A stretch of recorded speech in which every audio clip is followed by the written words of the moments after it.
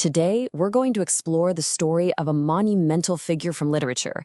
This is a man whose sheer force of will could bend entire cities to his whim.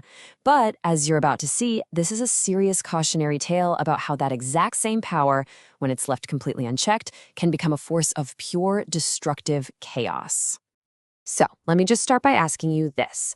What if your greatest strength, the one thing that makes you you, was also the very thing that guaranteed your own ruin? It's a heck of a paradox, right? And it is right at the heart of the story of Frank Cowperwood, the main character in Theodore Dreiser's novel, The Titan.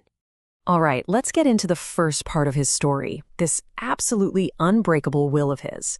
We meet our protagonist, Frank Cowperwood, in the wild, bustling city of late 19th century Chicago. He's just closed one chapter of his life, and believe me, he has arrived with a singular, burning ambition to start a brand new one. Now, you have to understand, Cowperwood just got out of prison after a massive financial scandal back in Philadelphia. But for a guy like him, prison wasn't a lesson. It was just a speed bump.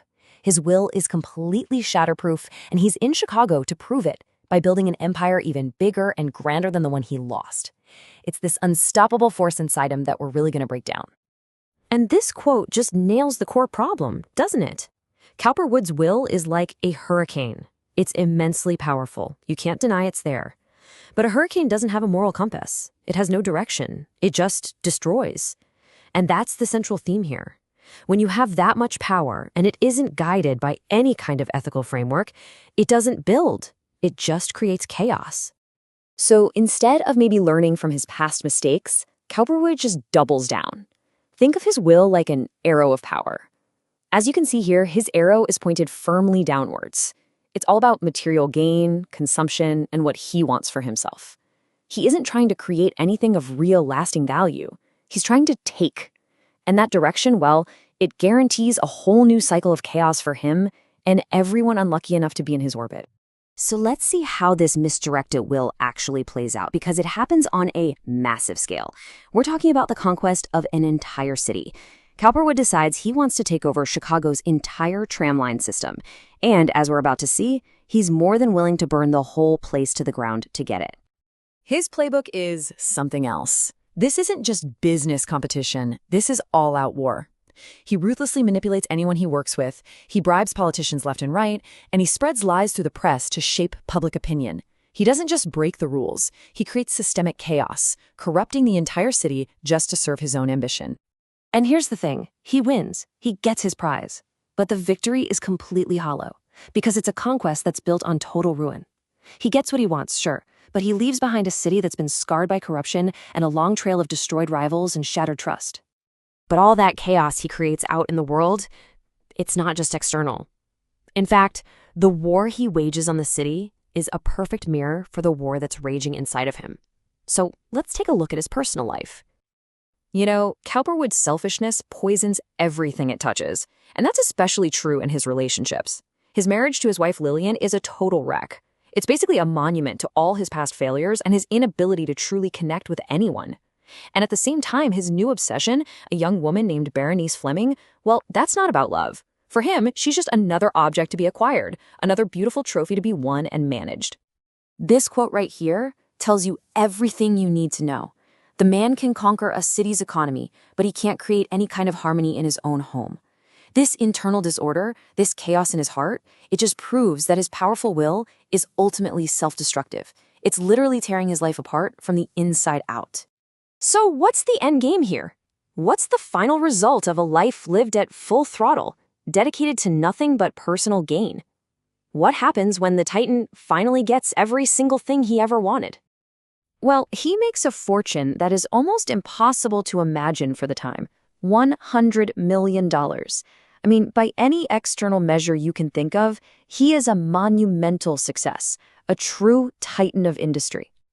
But it all means nothing. The ambition is a hunger that can never be filled. The victory doesn't bring him any peace or happiness or any sense of fulfillment. He's got this palace of a home, but it's just cold and empty, exactly like his heart. His entire life's philosophy, that getting what he wants will make him happy, is proven to be a complete and total failure. And this condition, this state of being, it actually has a name: rich chaos. It's what you see right here. It's having everything the world can possibly offer on the outside, but feeling this profound emptiness and disorder on the inside. It is the direct result of a powerful will that has never been pointed in the right direction. Okay, so Cowperwood's story is a powerful warning, there's no doubt about it. But it also points us toward a solution. It forces us to ask, how can we use our will to actually build something meaningful instead of just creating more chaos? The key is to recalibrate that will, to totally shift its direction. See, Cowperwood was trapped in what we call the circle of selfishness. It's a closed loop where he only consumed for himself, which always, inevitably, leads to chaos. The alternative is the spiral of creation. This is an open system. It's where your will is directed outward, toward contributing and creating a sustainable, valuable order. It builds, it grows, it gives back. And this brings us to the fundamental choice, the one that each of us has to make. Are you going to be a titan, using your power to consume and conquer for yourself, only to end up in that state of rich chaos? Or will you be a creator, directing your power to build something of real, lasting value? Now, making that shift from a predator to a creator, that's not easy. To point your will towards creation and order, you need a framework, a kind of operating system. The source material calls this the code of choice. It's a set of principles for making conscious decisions, all designed to help you calibrate your will toward building a more meaningful life. At the end of the day, we all have a powerful will inside of us, one that's capable of changing the world around us. Cowperwood's story isn't just about some character in a book. It's a mirror. It challenges every one of us to look at the direction of our own will and to consciously choose to build a life of living order, not one of empty, rich chaos.